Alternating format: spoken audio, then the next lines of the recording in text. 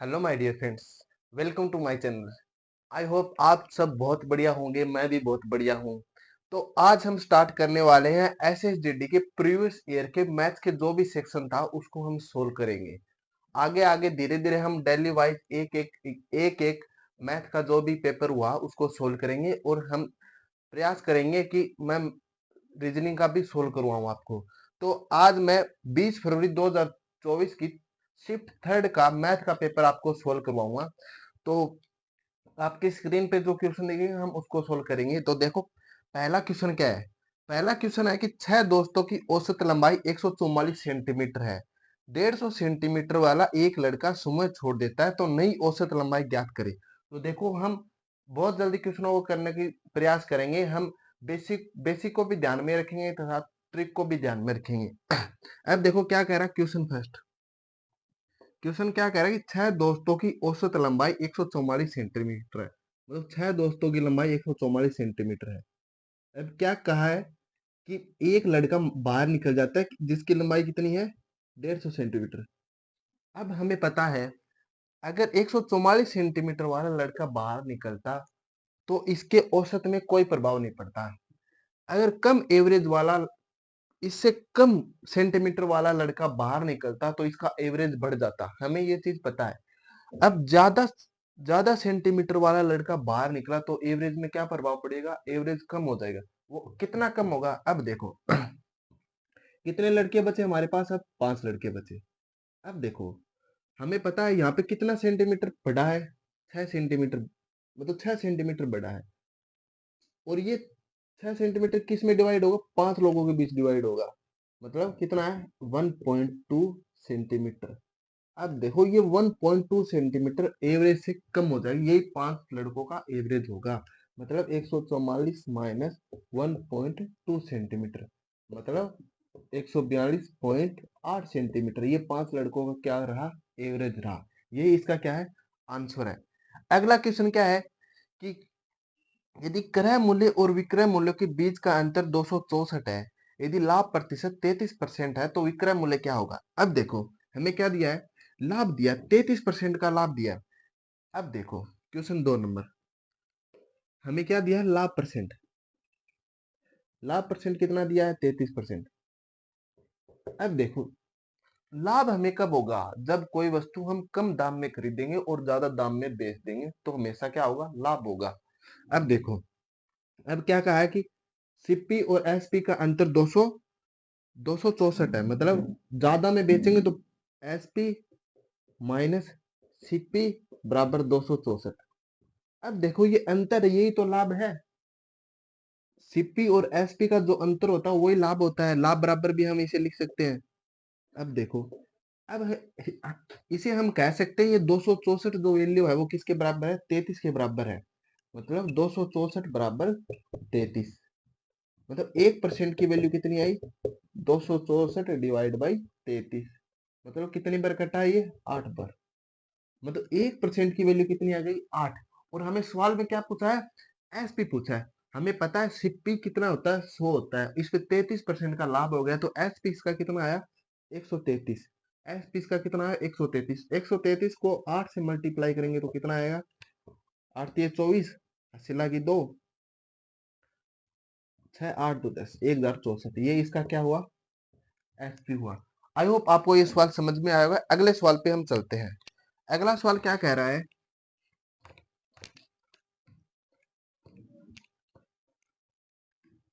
देखो अगला सवाल क्या कह रहा है कि ए और बी एक काम को 20 और 60 दिन में पूरा कर सकते हैं। क्या कहा है, पहले हम लिख लेते हैं सवाल नंबर 3। ए किसी काम को 20 दिन में कंप्लीट करता है, बी उसी काम को कितने दिनों में, 60 दिन में कंप्लीट करता है। तो इसका टोटल वर्क कितना आ गया, मैंने मान लिया टोटल वर्क आ गया 60। तो बी की, ए की कैपेसिटी कितनी आई, 3, और बी की कैपेसिटी कितनी आई, 1। आपको समझ में आ गया होगा। अब देखो आगे, उन्होंने एक साथ कार्य स्टार्ट किया, लेकिन ए ने कुछ दिनों बाद काम छोड़ दिया और बी ने शेष कार्य 12 दिनों में कंप्लीट कर दिया। तो शुरुआत में ए ने कितने दिनों तक कार्य किया, इसमें कहा कि बी लास्ट के 12 दिनों तक कार्य करता है। मैंने मान लिया कि बी अकेला कितने दिनों तक काम करता है, 12 दिनों तक काम करता है। और बचे हुए काम ए और बी दोनों साथ में करते हैं। तो मैंने मान लिया कि ए को बी का जो भी काम है वो इसको माइनस घटा देते हैं तो ए और बी का काम बन जाएगा। तो बी अकेला एक दिन में एक काम करता है, तो 12 दिनों में कितना काम करेगा? 12 काम करेगा। बी 12 दिनों तक कार्य कार्य करता है, 12 काम करता है, तो ये 12 काम ए से टोटल काम में से माइनस कर देते हैं तो कितना बचा? 48। ये जो 48 काम है ये ए और बी दोनों साथ में करते हैं। तो ए और बी की कैपेसिटी कितनी है? 3 और 1 4, मतलब ए प्लस बी की कैपेसिटी कितनी हुई? 3 और 1 4। तो 4 का भाग लगाइए, ए और बी दोनों मिलकर कितने दिनों में काम करते हैं? 12 दिनों तक कार्य करते हैं। 4 एकम 4, 4 दूनी 8, मतलब ए और बी स्टार्टिंग में कितने दिनों तक कार्य करते हैं? 12 दिन तक कार्य करते हैं। मतलब ए कितने दिनों तक कार्य करता है? 12 दिन तक काम करता है। आई होप आपको ये सवाल समझ में आया होगा। अगले सवाल पे चलते हैं। अगला सवाल क्या है कि चार संख्याओं का एवरेज हमें 52 दिया है। चार संख्याओं का एवरेज 52 है। पहली दो संख्याओं का औसत अन्य दो संख्याओं के औसत का 3 गुना है। तो पहली दो संख्याओं का योग ज्ञात करें। देखो हमें क्या दिया? सवाल नंबर 4। सवाल नंबर 4 क्या कह रहा है कि पहली चार संख्याओं का एवरेज 52 है। समझ गए? और पहली दो संख्याओं का एवरेज अन्य दो संख्याओं के एवरेज से 3 गुना, मतलब ये 3 रेशियो 3 है तो ये कितना होगा? 1 होगा। अब देखो यहाँ पे चार संख्याओं का योग हमें बताओ, चार संख्याओं का योग कितना होगा? मतलब चारों संख्याओं की टोटल कितनी होगी? तो हमें पता है कि अगर एवरेज को संख्याओं से मल्टीप्लाई कर देते हैं तो सम ऑफ नंबर आ जाता है, मतलब टोटल आंकड़ों का योग आ जाता है। मतलब इन चारों को मल्टीप्लाई करेंगे तो कितना आएगा? 4 दूनी 8, 520, मतलब इनका योग कितना, सम कितना हो? 208। और इनका सम कितना है? 3 दूनी 6, प्लस में 2 चौके 2 एकम 2, मतलब 8 यूनिट की वैल्यू कितनी है? 208 है। तो एक यूनिट की वैल्यू कितनी आई? 208 डिवाइड बाई 8, मतलब 8 दूनी 16, 8 छक 48, मतलब एक यूनिट की वैल्यू कितनी आई? 26। और हमें सवाल में क्या पूछा है? पहली दो संख्याओं का योग क्या होगा? तो पहली दो संख्या का योग कितना है? 6 है, तो इसको किससे मल्टीप्लाई कर देंगे? 6 चिल्ला की 3, 6 दूनी 12 और 3 15, मतलब इसका पहली दो संख्या को योग कितना हुआ? 156 हुआ। आई होप आपको ये सवाल समझ में आ गया। अगले सवाल पे चलते हैं। अगला सवाल क्या कह रहा है कि अगला सवाल है सवाल नंबर 5 कि एक कुर्सी का अंकित मूल्य 5,000 रुपए है। सवाल नंबर 5 कि एक कुर्सी का अंकित मूल्य 5,000, मतलब एमआरपी रेट कितना है? 5,000। अब आगे क्या है कि 10% और x% की दो क्रमागत छूट देने के बाद कुर्सी को 3150 रुपए में बेचा जाता है, तो x का मान क्या है? मतलब छूट देने के बाद कितने में बेचा जाता है? एसपी 3150 रुपए में बेचा जाता है। तो इसमें क्या कहा हमें कि पहली छूट क्या है? 10% है, और दूसरी छूट हमें क्या दे रखी है? x% है। तो x का मान पूछा है। देखो हम इस सवाल को दो तरीके से कर सकते हैं। एक तरीका क्या है कि इन दोनों का रेशियो से हम कर सकते हैं, सवाल को आसानी से हो जाएगा। और दूसरा तरीका क्या है कि देखो हम इसको ऐसे लिख सकते हैं कि 5,000, पहली छूट कितनी है? 10 की, तो कितना 90/100, 90 में बेची। और दूसरी छूट कितनी है? x की, तो 100 में से x माइनस किया डिवाइड बाई 100, बराबर कितने में बेची? 3150 रुपए में। अब देखो इसको काटते हैं, कितना आता है? देखो 2 जीरो से 2 जीरो, 1 जीरो 2 जीरो, 2 जीरो से 2 जीरो कैंसिल आउट हो गए। अब देखो अब देखो इसको 9 से काटते हैं, पहले 5 से काट लेते हैं। सीधा लिख लो कि 5 गुणा 9 इंटू 100 माइनस एक्स बराबर 3150। अब इसको कैंसिल आउट करते हैं। 9 एकम 9, 9 तीस 27, कितने बचे? 4, 9 5 45, 350। अब 5 से काटते हैं, 5 7 तो 35, 0 1, मतलब 100 माइनस एक्स की वैल्यू कितनी आई? 70। तो एक्स की वैल्यू कितनी आई? 30%। मतलब दूसरी छूट कितनी थी? 30% थी। मतलब पहली छूट 10% है, दूसरी छूट कितनी है? 30%। तो ये इसका क्या होगा? आंसर होगा। और दूसरा तरीका क्या होगा? पहले हम इनको रेशियो से डिवाइड कर सकते हैं, रेशियो ले लेते हैं। अब रेशियो लेने के बाद क्या? पहली छूट 500, 10 इंटू 90 माइनस, मतलब जल्दी सोल्व हो जाएगा, मतलब आगे काटने की जरूरी नहीं पड़ेगी। अब देखो अगला सवाल क्या है। अगला सवाल देखो एकदम सिंप्लीफिकेशन का सवाल है, बिल्कुल इजी सवाल है। सवाल क्या कह रहा है कि क्वेश्चन नंबर 6 है। क्वेश्चन में क्या है कि 880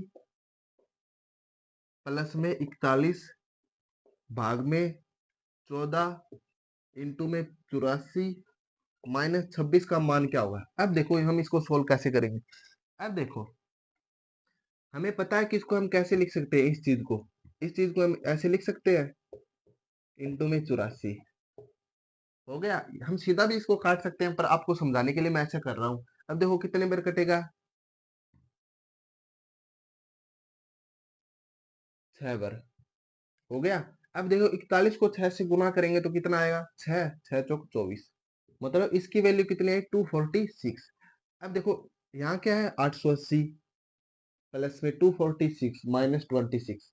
अब तो 246 में 26 माइनस किया तो कितना बचा, 220। अब देखो 880 प्लस में 220 कितना आया, 0011।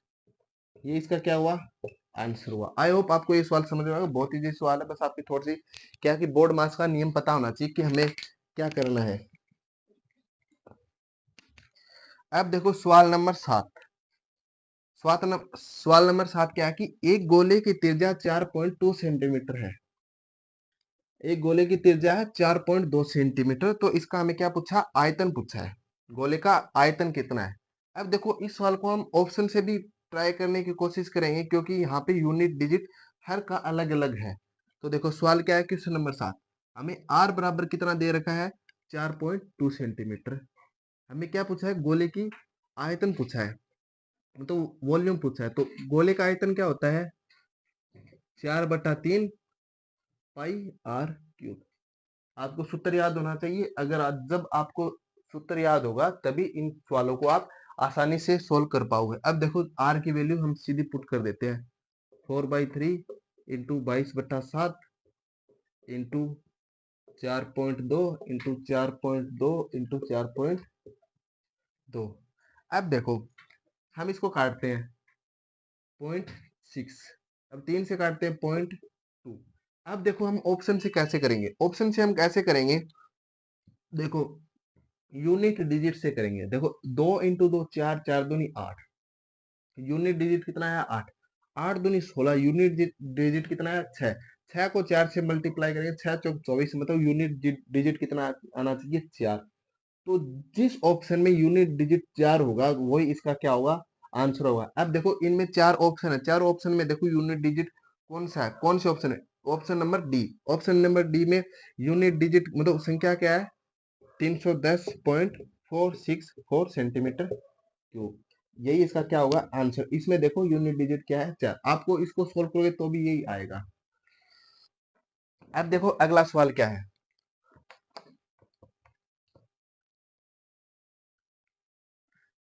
अगला सवाल है कि एक वस्तु का अंकित मूल्य 28,500 रुपए है और इसका विक्रय मूल्य 15,675 रुपए है, तो छूट कितना हो। मैंने आपको पहले जो सवाल कराया सेम वैसे ही है। सवाल कैसे है, देखो एमआरपी कितना दे रखा है, एमआरपी दे रखा है 28,500 रुपए और एसपी कितना दे रखा है, 15,675। अब देखो हम इसका रेशियो ले लेते हैं। पहले भी मैंने बताया था कि आप रेशियो से इन सवालों को आसानी से सोल्व कर सकते हो।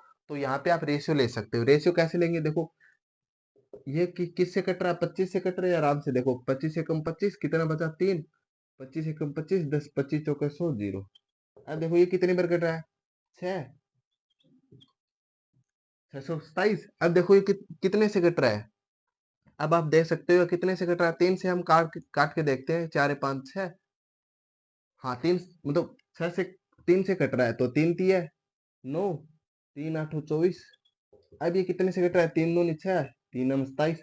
अब देखो ये किन किन से कट रहा है, हमें पता है ये 19 दूनी 38, ये भी 19 से कट रहा है, तो 19 से कम 19, 19 दूनी 38, ये भी कितने से कट रहा है, 19 से कितने कितने बार कटेगा, 11 बार कटेगा। मतलब कोई वस्तु 20 की थी और हम उसको 11 में बेचेंगे तो हम कितने परसेंट की छूट दी है, तो यहाँ पे कितने की छूट दी है, 9 की। कितने पर दिए, 20 पर, और इंटू में परसेंट के लिए हमें 100 कर दिया। तो ये इसकी क्या होगी, छूट परसेंट, 9 पंजो 45, 45 की परसेंट इसकी क्या हुई, छूट हुई।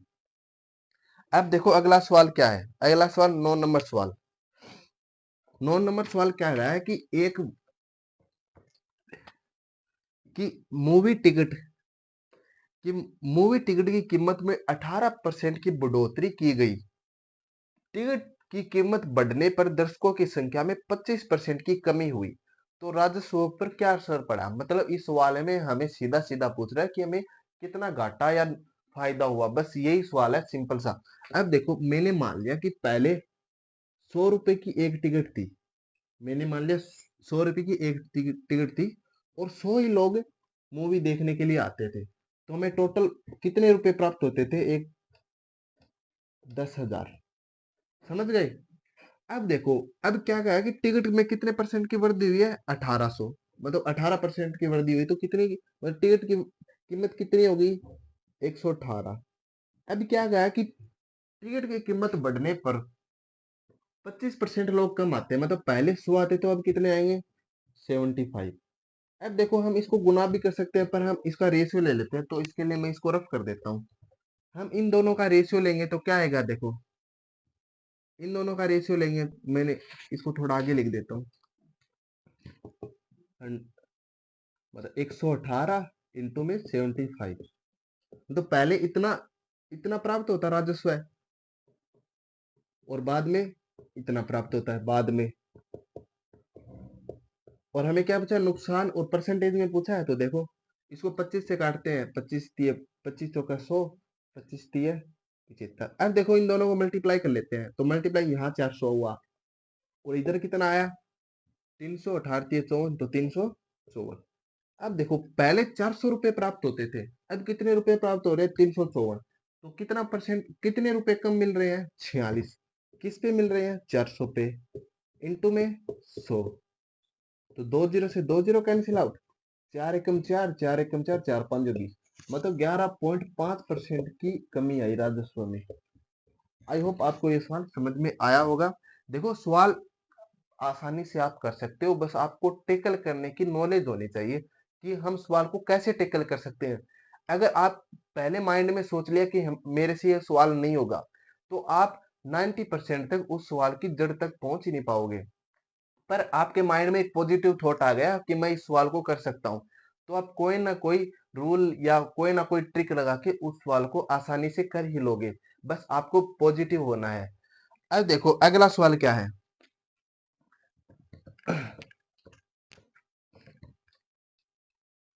अगला सवाल है सवाल नंबर 10 कि में सवाल में क्या है कि पीतल में तांबे और जस्ते का अनुपात 25:12 है।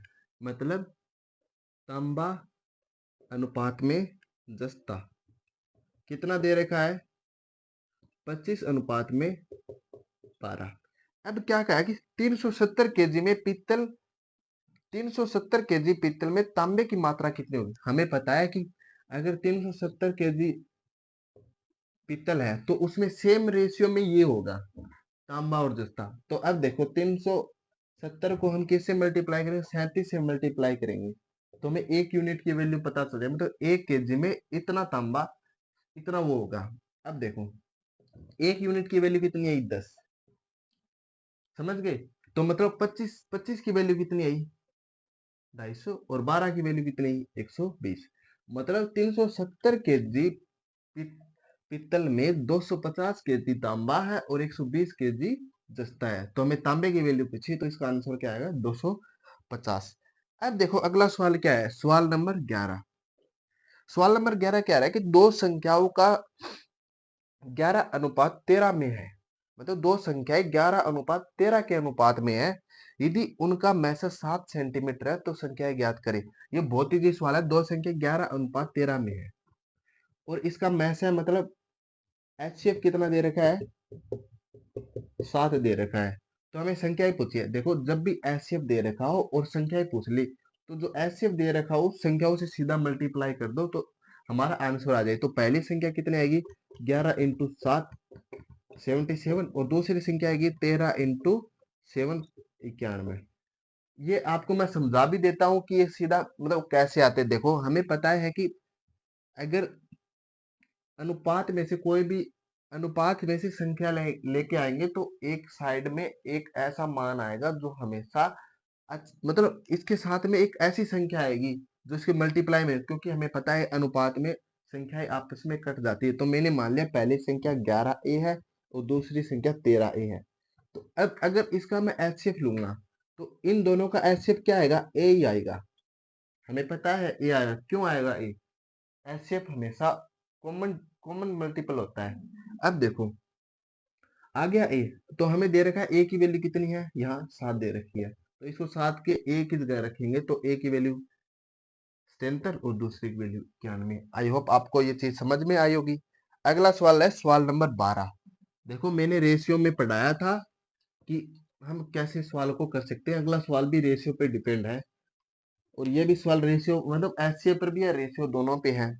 अगला सवाल क्या है? सवाल नंबर 12।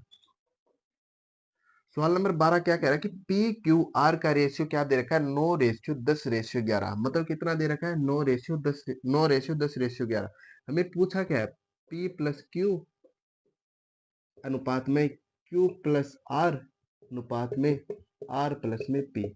हमें रेशियो क्या दे रखा है उन दोनों का? पी क्यू आर का 9:10:11। समझ गए? तो देखो P प्लस क्यू इन दोनों को ऐड कर दो, मतलब 19। क्यू प्लस आर, क्यू और आर को ऐड कर दो 21। आर प्लस पी, आर और पी को ऐड कर दो। ये इसका क्या होगा? आंसर। मतलब बहुत ही देखो ऐसे जीडी में बहुत इजी सवाल आते हैं। बस या तो आप देखते ही कर दो, मतलब इतने इजी सवाल अगर आप बेसिक बेसिक भी पढ़ लेते हो तो आप उन सवालों को आसानी से कर सकते हो। अब देखो अगला सवाल क्या है? सवाल नंबर 13।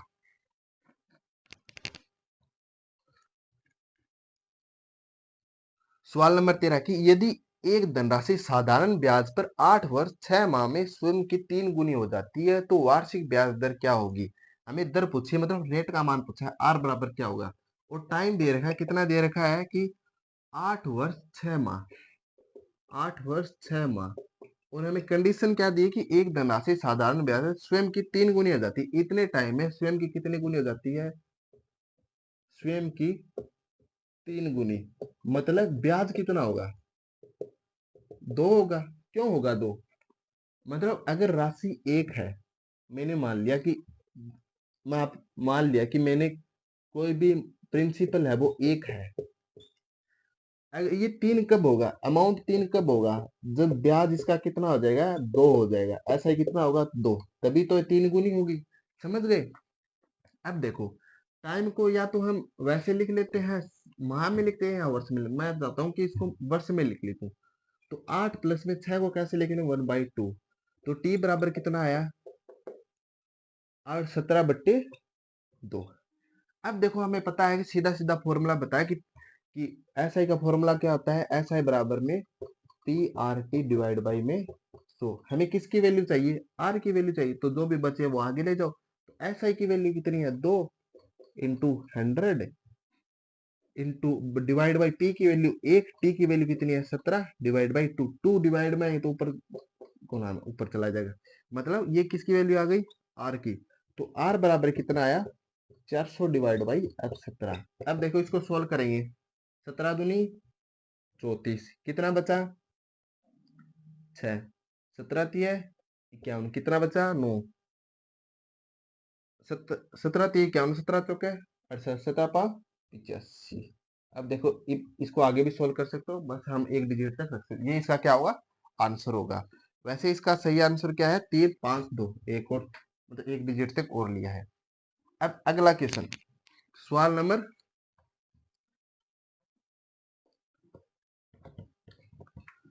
सवाल नंबर 14। सवाल नंबर 14 क्या कह रहा है कि यदि किसी संख्या में 25 घटा दिया जाए तो वह संख्या स्वयं का 50% हो जाती है। तो वह संख्या कौन सी है? अब देखो सवाल में क्या कह रहा है कि अगर 25 घटा दिया जाए तो स्वयं की 50% हो जाती है। मतलब 50% को हम कैसे लिख सकते हैं?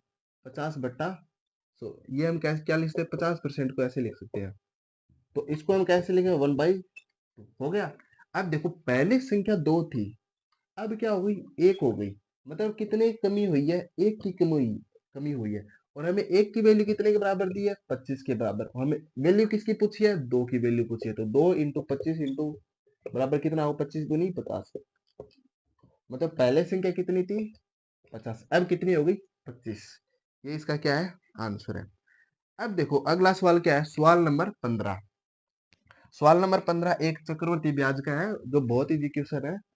क्वेश्चन में क्या कह रहा है कि यदि यदि ब्याज वार्षिक रूप से संशोधित हो रहा है तो 30% चक्रवर्ती ब्याज की दर से 2 वर्षों में कितनी राशि 9,464 हो जाएगी।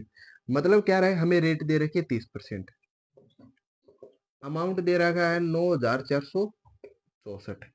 अब हमें पूछा क्या है, इसमें हमें पूछा है प्रिंसिपल। अब देखो सीधे सीधे रेट से करते हैं। 30% को हम कैसे लिख सकते हैं, 30% को हम लिख सकते हैं 30/100, मतलब 3/10 लिख सकते हैं। तो अब देखो चक्रवर्ती ब्याज मतलब सीआई करने की ट्रिक होती है कि जो नीचे होता है वो इधर लिख लो और इसमें ऐड कर दो 13 आगे। मतलब ये अगर प्रिंसिपल है तो ये क्या होगा, अमाउंट होगा। अगर 2 वर्ष के लिए कहा तो इसको स्क्वायर कर दो, अगर 3 वर्ष के लिए कहा तो इसको क्यूब कर दो। हो गया। मतलब अगर प्रिंसिपल 100 है तो अमाउंट कितना होगा 169, और हमें 169 की वैल्यू कितनी दे रखी है 9,464। तो 169 की वैल्यू कितनी है 9,464। तो एक की वैल्यू कितनी आएगी 9,464 डिवाइड बाई 169। अब इसको कैंसिल आउट करते हैं तो 13, इसकी वैल्यू कितनी आएगी 7, 13 दूनी 26, 13 8 104, कितनी आई 728 डिवाइड बाई 13। अब इसको और काटते हैं, 17 चौका 68, कितने बचे 4, मतलब 13 से कैंसिल आउट, सॉरी सॉरी 13 से काटना है इसको, 728 डिवाइड बाई 13, 13 5 65, 13 6 78, मतलब 1 यूनिट की वैल्यू कितनी आई 56। और हमें किसकी वैल्यू चाहिए 100 की वैल्यू चाहिए। तो 100, हमें 100 की वैल्यू चाहिए तो 1 यूनिट की 56 है, तो 100 की वैल्यू इसको 56 से मल्टीप्लाई करते हैं तो इसका आंसर कितना आया 5600।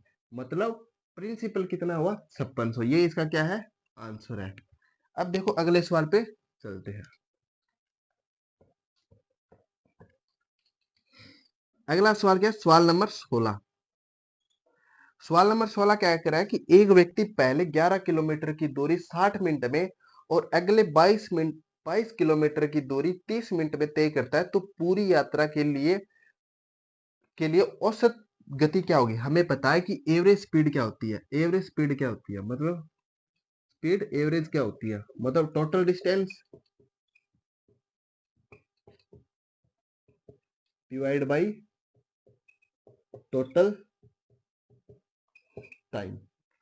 अब देखो स्पीड एवरेज क्या होगी कि टोटल डिस्टेंस कितनी दे रखी 11 किलोमीटर और 22 किलोमीटर, तो 11 प्लस में 22 हो गई। और टाइम कितना दे रखा है, पहले में 60 मिनट लेता है, पहले में 60 मिनट लेता है तो 60 मिनट का मतलब 1 आवर। बाद में कितना टाइम लेता है 30 मिनट, 30 मिनट का मतलब 1/2 आवर। अब इसको सोल्व करेंगे 33 डिवाइड बाई 3, भाग में 2 आएगा तो ऊपर 2 चला जाएगा, तो इसको सोल्व करेंगे 11, 11 इंटू में 2 मतलब 22 किलोमीटर पर आवर। ये इसकी क्या हुई एवरेज स्पीड हुई। समझ गए, ये इसका क्या है आंसर है। अब देखो अगला क्वेश्चन है, क्वेश्चन नंबर 17। आई होप देखो आपको ये सवाल समझ में, देखो एवरेज स्पीड का बस एक फॉर्मूला है, बस आपको याद रखना है। एवरेज स्पीड मतलब बहुत इजी है। आप अगर आपको एवरेज एवरेज पता है ना, एवरेज क्या होता है टोटल कुल आंकड़े डिवाइड बाई, तो उससे भी आप कर सकते हो, बस आपको थोड़ा नॉलेज होना चाहिए कि आपको करना क्या है। क्वेश्चन नंबर 17, क्वेश्चन नंबर 17 क्या कह रहा है कि एक सिंप्लीफिकेशन का सवाल है, आपको बस बोर्ड मार्क्स का नियम पता होना चाहिए। अगर आपको बोर्ड मार्क्स का नियम पता नहीं है तो इस सवाल को हमेशा आप 100% गलत करोगे। ओनली ये सवाल बोर्ड मार्क्स के नियम पर ही डिपेंड है। देखो सवाल क्या है कि 19 इंटू में 24 भाग में 24 इंटू में 4 डिवाइड बाई 16 का 4 का मान क्या होगा, हमें ये पूछा है। अब देखो सबसे पहले हमें इसमें क्या सोल्व करना पड़ेगा, हमें पता है इसको सोल्व करने के लिए पहले हमें कोष्टक सोल्व करना पड़ेगा, क्योंकि बोर्ड मार्क्स के नियम में देखो बोर्ड मार्क्स में हमेशा सबसे पहले ब्रैकेट ही सोल्व होता है, उसके बाद क्या सोल्व होता है ऑफ सोल्व होता है। तो हमें सबसे पहले ये ब्रैकेट सोल्व करना पड़ेगा, उसके बाद का मतलब ऑफ, फिर ये ऑफ सोल्व करना पड़ेगा। देखो हम इसको सोल्व करेंगे तो क्या आएगा, 4 चौके 16, 4 7 4 6 24, मतलब इस ब्रैकेट की वैल्यू कितनी आई, 6 आ गई। अब देखो 6 को 4 से मल्टीप्लाई किया तो कितना आया, 24। तो इस पूरे की वैल्यू कितनी आई, 24। अब देखो 24 से 24 को मल्टी मतलब भाग दिया तो कितनी आई, पूरे की वैल्यू कितनी आ गई, 1। अब देखो 19 इंटू में 1, इस पूरे की वैल्यू क्या आई, ये इसका क्या है आंसर। बस आपको इतना पता होना चाहिए, आप माइंड में भी इसको कैलकुलेट कर सकते हो। अब देखो अगला सवाल क्या है, सवाल नंबर 18। सवाल नंबर 18 क्या है, ये भी एक सिंप्लीफिकेशन का सवाल है, एकदम इजी सवाल है।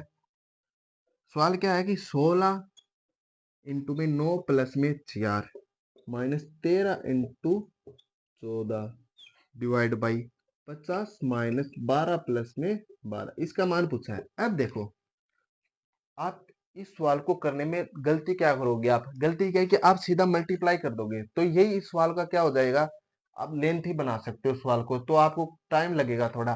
पर इसको हम इजी कैसे बनाएंगे, देखो हमें पता है 9 और 4 13 होता है, 13 इसमें भी है, तो दोनों में हम 13 कॉमन ले लेते हैं। तो 13 कॉमन लिया तो इधर क्या बचा 16, उधर क्या बचा 14 डिवाइड बाई, अब पता है हमें 12 और 12 24 होता है, 50 में से 24 घटाए तो कितना बचा 26। अब देखो 13 इंटू में 16 में से 14 घटा है कितना बचा 2 डिवाइड बाई 26, 13 दूनी 26, 26 26 को 26 से भाग किया तो कितना बचा 1।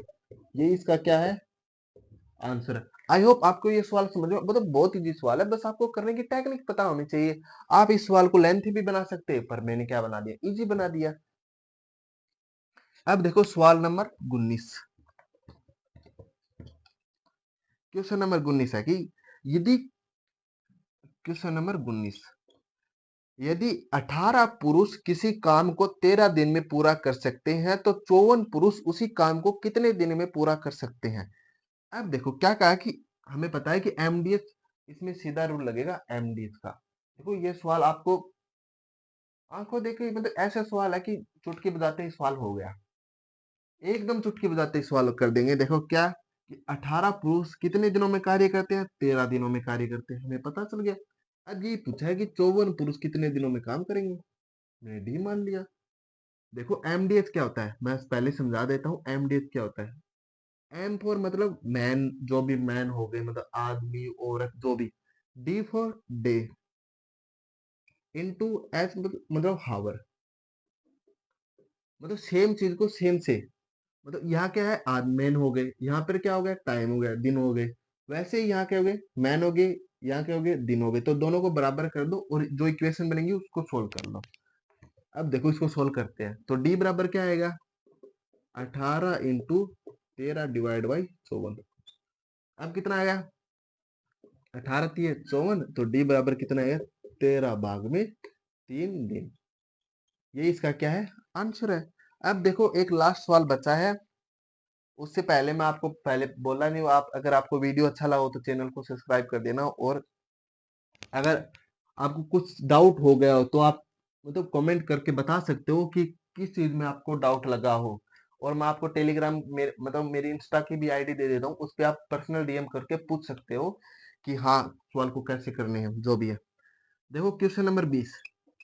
20 क्या कहते हैं, यदि एक टेबल का विक्रय मूल्य उसके क्रय मूल्य का 25% है तो हानि परसेंट क्या होगी। मतलब क्या कहा है कि अगर एसपी और सीपी, मैं इसका रेशियो लेता हूं, अगर सीपी 25 है तो इसका एसपी कितना होगा, अगर एसपी 25 है तो इसका सीपी क्या है 100 है, तभी तो सीपी का कितना हुआ 25% हुआ, हो गया। अब देखो क्या कहा आगे, तो हानि परसेंट क्या हुआ, देखो कोई वस्तु 100 में खरीदी हुई है उसको 25 में बेचते हैं तो हमें सीधा पता है कि 75% की क्या है हानि। यही क्या इसका आंसर है। देखो आई होप आज की क्लास आपको पसंद आई होगी। अगर कोई भी डाउट आपको लग रहा हो तो कमेंट करके भी बता सकते हो, और मैं मेरी इंस्टा की लिंक दे दूंगा, उस पे भी आप मुझे पूछ सकते हो कि कोई भी डाउट रह गया हो। और आज के लिए बस इतना ही, और अब मैं डेली वाइज एक एक मतलब एक एक जो सेक्शन होगा मैथ का डेली वाइज जितनी भी शिफ्ट होगी उसको मैं एनालाइज करवाता जाऊंगा, जिससे आपको आने वाले 2025 में जो जीडी का एग्जाम है उसके लिए आपको फायदा मिले। और आज के लिए बस इतना ही। Thank you. जय हिंद, जय भारत।